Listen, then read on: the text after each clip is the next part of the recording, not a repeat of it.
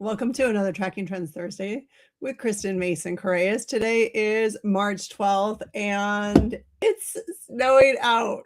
It's March. It's not supposed to be like this in Northern Virginia. I am from Massachusetts and I moved away from Massachusetts because I did not want long, cold, snowy winters. I'm happy we've been able to see the grass, but right now we're getting a coating of snow. I can't believe it. So just had to share that. That's what's happening right now outdoors. And next, we're going to talk about what is happening in real estate.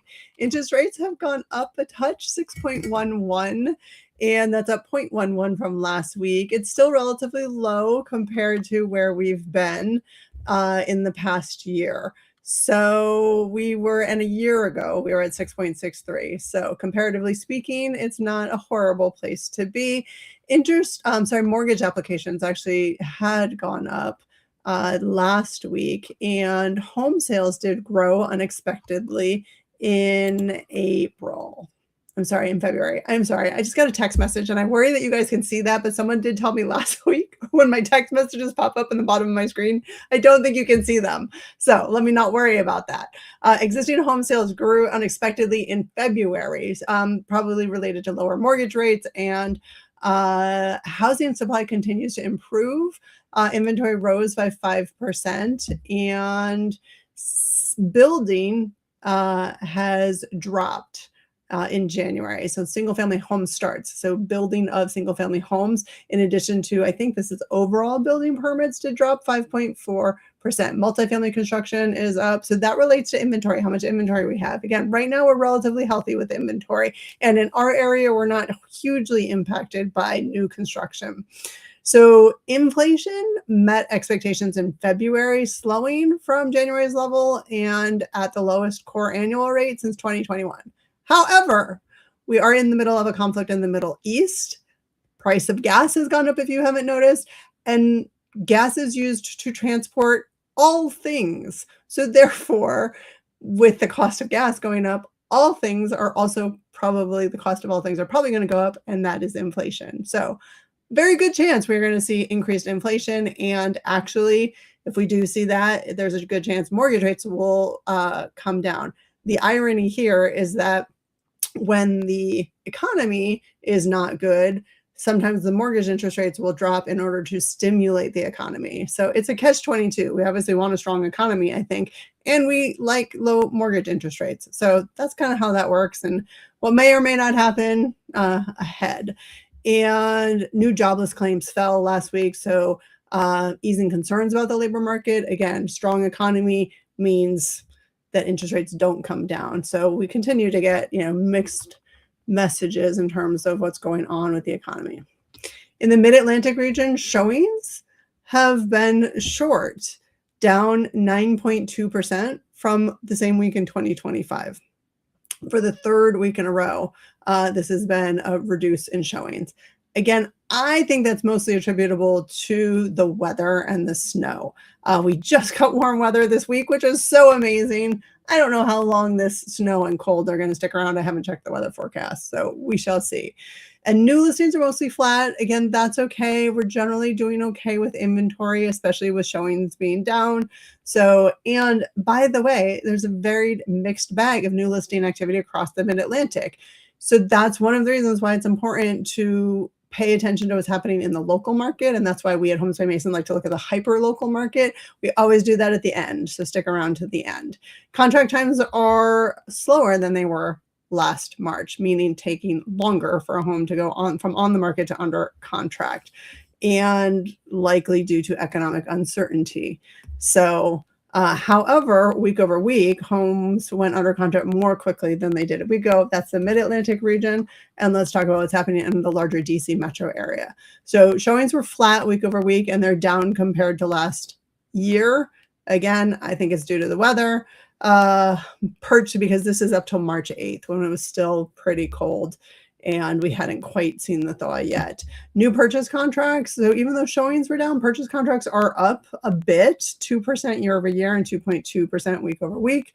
Time to contract, longer by 7 days from last year, but less by 6 days from last week. That might be, as things are beginning to thaw, seeing things, going under contract quicker. New listings up 2.8% compared to last year, a big number compared to last week, almost 25% compared to last week. So to me, that says sellers who were going to sell earlier in the year waited probably and just came on in this past week. So the median list price down year over year by 2.3%. I believe that's several weeks in a row. I mean, at least 3, if not 4 weeks that we have seen median list price down year over year. And I actually did pull up closed prices. So this is, I don't have week over week data for that. I do have month over month data and this is the Mid-Atlantic region. So this is not the DC metro area.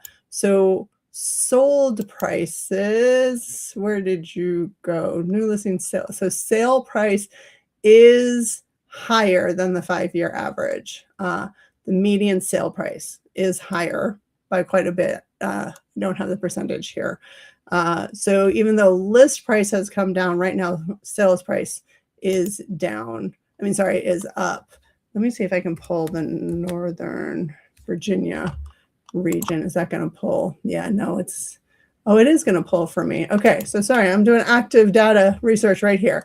So the median sales price, closed price, that's closed for the hyperlocal area. Again, early hyperlocal data here, which is Arlington, Alexandria, Fairfax, and Falls Church. So sales price is higher than the 5-year average still. Again, I don't have the year over year, so I'm limited to the information that I have in front of me. So active listings up 12.5% year over year and up 6.4% week over week. So again, generally healthy inventory.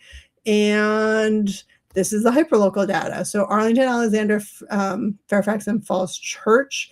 You can see here that the number of new listings and new under contracts is higher than it's been all year. That makes sense, right? This time of year, generally things are doing this. And so that is normal. And I hope we continue to see things normal, but TBD. So this shows you the percentage of how much compared to last week we are up in both inventory and contracts. And then compared to last year, we are also up in inventory and in contracts for our hyperlocal area compared to last year.